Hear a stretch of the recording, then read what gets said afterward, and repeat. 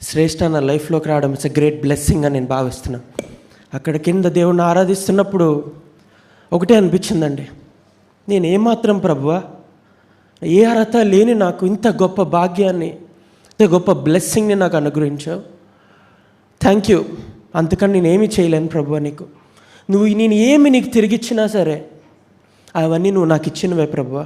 కేవలం నేను ఆరాధించడం తప్ప I cannot give back anything to your father. నిన్ను ఆరాధించడం తప్ప నేనేమీ నీకు తిరిగి ఇవ్వలేను నాయన ప్రభువా అని ఒకటే చెప్పానండి. ప్రభువుకి నేను ప్రార్థిస్తాను.